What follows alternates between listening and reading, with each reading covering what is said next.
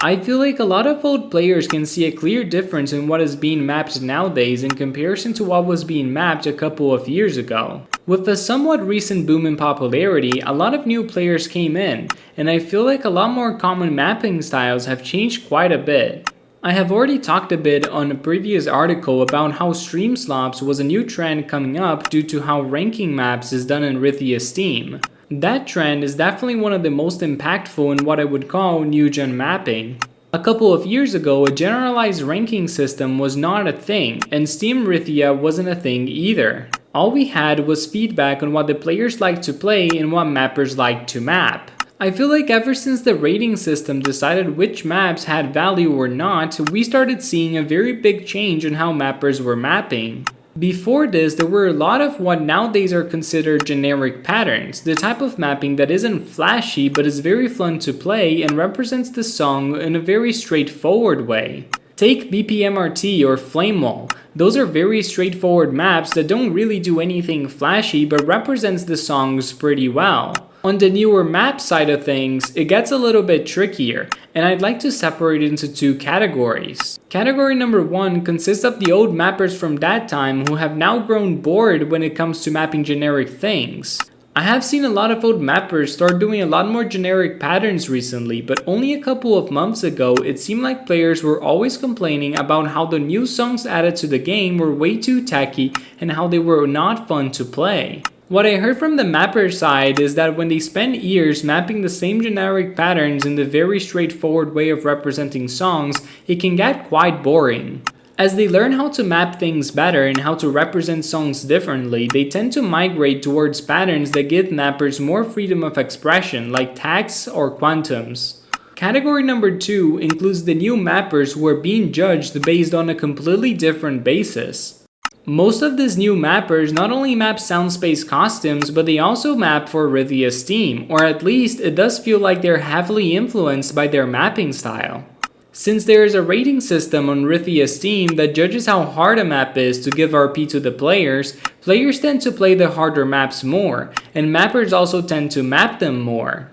When the rating system is so bad that only one type of pattern actually gives you RP, it seems like everyone wants to map and play that exact pattern. That system migrated the decision power from what players like to play to how the rating system values different patterns, and that change has clearly favored stream maps. Maps became increasingly more generic, trying to stack as many streams as they possibly can into a single song.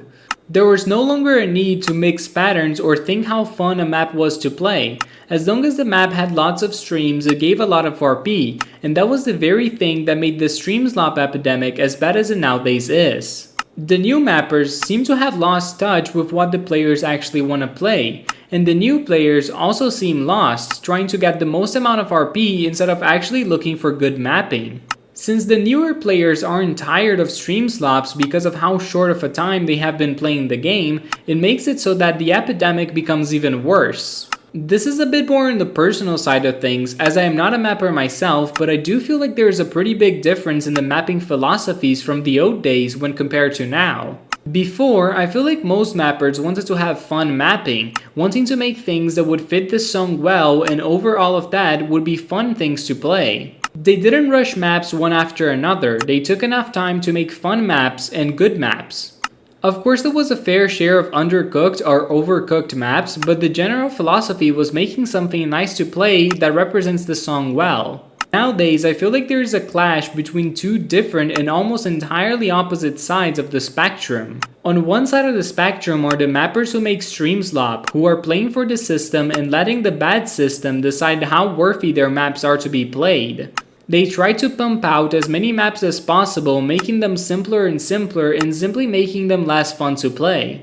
On the other hand, there are mappers who seem to have grown with the editor and now are representing the songs in the most creative way. In a way that is very fun to watch and map, but it's so tacky and hard to play that players no longer like them. It is not that they are poorly mapped, it's that they are too tacky, and most players don't like spending time trying to understand the complex tag patterns that mappers use to represent the song. Another thing that has changed a lot over the years is how players find new maps. For a good while, new maps were hidden on spreadsheets that different people made with the codes that they knew. Since official updates only happen once every 3 months, if not more, players didn't really expect much from the in-game maps. I remember waiting for 7 months for an update at some point, and when it finally happened, I didn't even like any of the new songs added.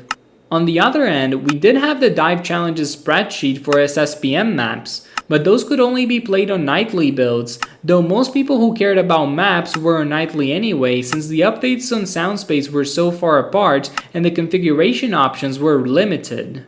As time went on, we did get an official spreadsheet with most of the costumes, a place where people could submit maps, but there still wasn't a sorting system until very recently. Very recently, Steamrithia came out, and with it, a whole website dedicated to hosting SSPM files, showing the star rating of the maps and even showing a preview of them. This new interface allowed players to sort maps that they wanted based on the amount of stars they had. If anything I have said about the rating system stuck with you, you know that the highest rated maps and the easiest to pass are Streamslops. On the other front, we do have a website for Soundspace costumes too, which introduced a lot of different filters. The one that I think is most important is the popularity filter. The website tracked the amount of times each song was copied, and it could separate songs in order of popularity. But since the costumes website uses the same rating system as Steamrithia, and a lot of the new gen mappers making the costumes are also making maps for Steamrithia, the costumes website became a place full of Streamslop, and a place where most of the popular maps were streams. I think there are many different factors that have driven mappers to map the way they do nowadays. But I think the biggest culprit to why we see so much slop can be easily pinpointed back to the rating system introduced on Steamrithia.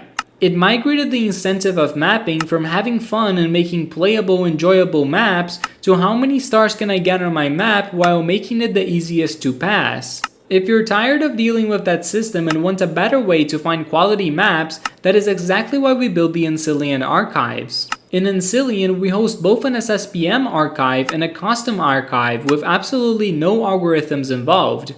Every single map in those archives is handpicked and tested by us. While you might not like every single map, I can assure you that you won't need to go through uncategorized slop. If you want to find genuinely good costumes or SSPM maps without browsing through dozens of bad files, go ahead and check out Ancillion archives in the description.